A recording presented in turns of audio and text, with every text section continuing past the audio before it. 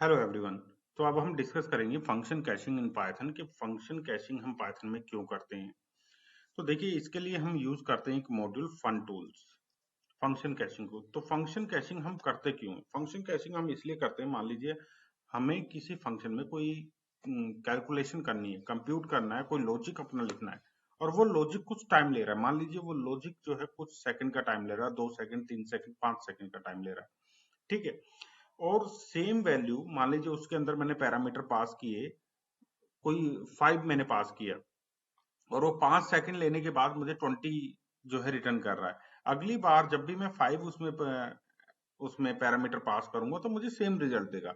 तो इनपुट वो सेम ले रहा है, आउटपुट भी सेम दे रहा है और वो कैलकुलेशन टाइम ले रही है। ठीक है, उस केस में हमारा प्रोग्राम क्या हो जाएगा? स्लो। तो हम क्या कर सकते हैं, उसको फंक्शन को कैशिंग करा सकते हैं। फंक्शन को कैशिंग करा सकते हैं कि अगली बार, पहली बार जब वो फंक्शन कॉल होगा 20 के लिए, पैरामीटर 20 के लिए, जैसे ही 20 पास होगा, ठीक है, तो वो कैशिंग से उठा लेगा। वो फंक्शन का जो हमारा 5 सेकंड का टाइम ले रहा है एग्जीक्यूशन में, कैलकुलेशन में, वो सब नहीं होगी। ठीक है। तो इसको हम किस तरह से अचीव कर सकते हैं? तो चलिए स्टार्ट करते हैं। मैंने यहाँ पे मॉड्यूल ले लिया फन टूल्स और इसके अंदर से मैं इंपोर्ट करूंगा LRU कैश। LRU cash. ठीक है। यहाँ पे एक और मॉड्यूल मैं इंपोर्ट कर लेता हूँ टाइम का, जिससे कि मुझे कुछ डिले करना है फंक्शन के अंदर में। ठीक है। तो यहाँ पे एक फंक्शन बना लेता हूं मैं, fxn।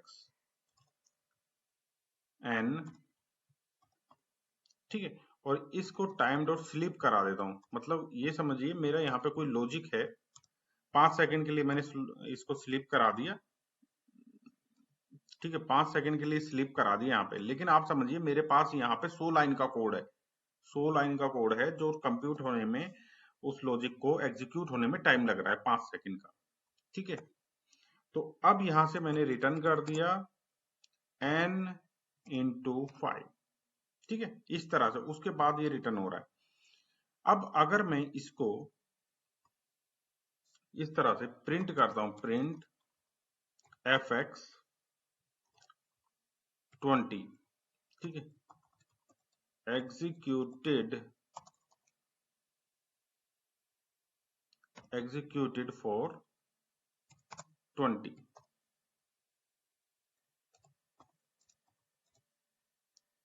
Executed for 10, executed for 5। इस तरह से मैंने ये एग्जीक्यूट करा है। ठीक है। अभी ये कैशिंग नहीं हो रहा है, इसमें कोई कैशिंग नहीं हो रहा है। ठीक है। तो मैं इसको एग्जीक्यूट करता हूं फंक्शन को यहां से। तो ये क्या करेगा, 5-5 सेकंड के बाद हर फंक्शन की को एग्जीक्यूट करेगा और प्रिंट करेगा। देखिए, पहला वाला, फिर 5 सेकंड के बाद दूसरा वाला, फिर 5 सेकंड के बाद तीसरा वाला। ठीक है, ये आ रहा है। अगर मैं इस फंक्शन को 4-5 बार और कॉल करा दूं, मान लीजिए यहाँ पे मैंने फिर से कॉल करा दिया अभी एक बार और, तो फिर से इसके लिए 5 सेकंड लेगा, इसके लिए फिर से 5 सेकंड लेगा, इसके लिए फिर से 5 सेकंड लेगा। लेकिन अगर हमने इस फंक्शन को कैश करा दिया, यानी कि मेमोरी में कैश करके ये रख ले, तो उसके बाद ये सिर्फ इन 3 बार कॉल जो हो रहा है, क्योंकि हमने यहाँ पे पैरामीटर 20 पास किया है और यहाँ पे 10 किया है, यहाँ पे 5 किया है। तो अगर हम फिर से 20, 10 और 5 इसमें पास कर रहे हैं तो कैशिंग से उठा लेगा, फिर हमें 5 सेकंड वेट नहीं करना पड़ेगा, सीधा सीधा हमें आउटपुट दे देगा। ठीक है। तो उसके लिए हम क्या करेंगे, यहाँ पे देखिए मैं लगाता हूँ @LRU कैश और इसमें मैक्स साइज नन दे दिया कि कितनी कैशिंग करानी है वो मैंने नन दे दिया, कितनी भी हो सकती है। ठीक है।